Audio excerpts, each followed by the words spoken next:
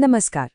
आज हम भारत के एक ऐसे राज्य की कहानी पर नजर डाल रहे हैं जहां प्राचीन संस्कृति, हाल की राजनीतिक उथल-पुथल और भविष्य की बड़ी-बड़ी योजनाएं सब एक साथ मिल रही हैं।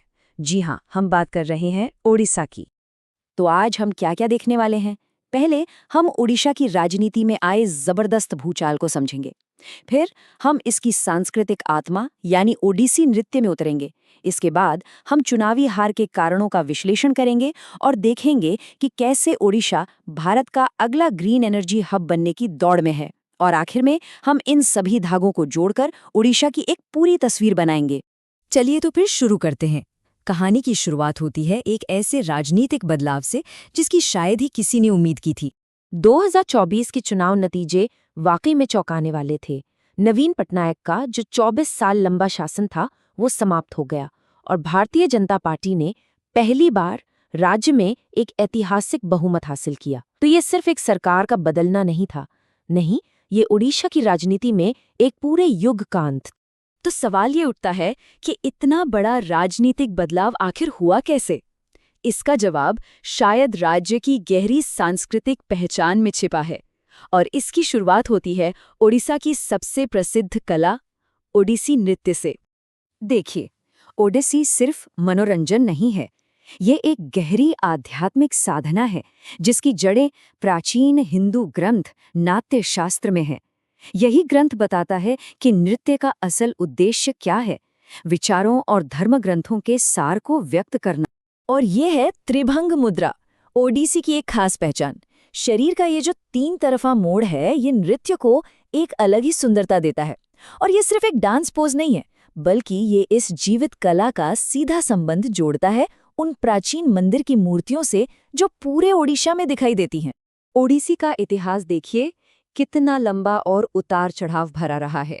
इसकी जड़ें प्राचीन ग्रंथों में हैं। ये मंदिरों की मूर्तियों में खूब फला फूला, फिर औपनिवेशिक काल में इसे दबा दिया गया और आज़ादी के बाद इसका एक शक्तिशाली पुनरुद्धार हुआ। तो चलिए अब वापस चुनाव पर आते हैं।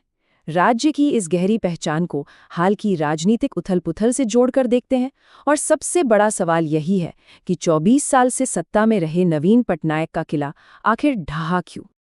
देखिए, इस ऐतिहासिक हार के पीछे कोई एक कारण नहीं था, कई वजहें एक साथ काम कर रही थीं, जैसे कि 24 साल की सत्ता के बाद की एक स्वाभाविक थकान, बीजेपी का रणनीतिक रूप से आगे बढ़ना और वोटर्स की बदलती प्राथमिकताएं, ये सब मिलकर एक बड़ी लहर बन गई। ये बदलाव ओडिशा के भविष्य के लिए बड़े सवाल खड़े करता है। 24 साल की स्थिरता के बाद अब राज्य किस दिशा में आगे बढ़ेगा?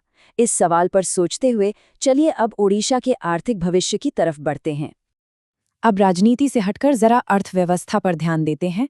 ओडिशा ने एक बहुत ही महत्वाकांक्षी योजना बनाई है, क्लीन एनर्जी की अगली पीढ़ी में एक लीडर बनने की।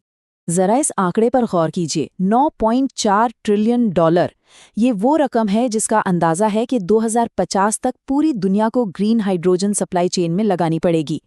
मतलब ये एक जबरदस्त ग्लोबल मौका है और जाहिर है दुनिया भर के देश और राज्य इस रेस में शामिल हो रहे हैं।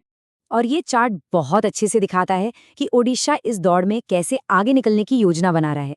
राज्य की जो आक्रामक नीतियां हैं वो ग्रीन हाइड्रोजन बनाने के लिए बिजली की लागत को 94% तक कम कर सकती हैं। ये इसे दूसरे राज्यों के मुकाबले बहुत बहुत सस्ता बना देता है। वैसे ये सिर्फ ओडिशा की बात नहीं है, बल्कि ये पूरे भारत के लिए एक तरह का रोड मैप है। ग्रीन हाइड्रोजन की क्षमता का पूरा फायदा उठाने के लिए मजबूत इंफ्रास्ट्रक्चर, घरेलू मैन्युफैक्चरिंग, एक तैयार बाजार और सुरक्षित निवेश, ये सब जरूरी है। और ओडिशा इन सभी क्षेत्रों में आगे रहना चाहता है।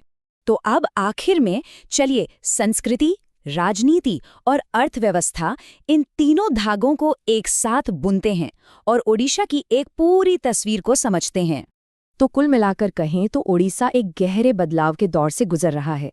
ये एक ऐसा राज्य है जो अपनी सदियों पुरानी पहचान को सहेजते हुए बहुत ही साहसिक और आधुनिक आकांक्षाओं के साथ आगे बढ़ने की कोशिश कर रहा है। और अंत में हम इसी सवाल के साथ इसे छोड़ते हैं कि क्या ओडिशा अपनी प्राचीन आत्मा और भविष्य की महत्वाकांक्षाओं के बीच एक संतुलन बना पाएगा?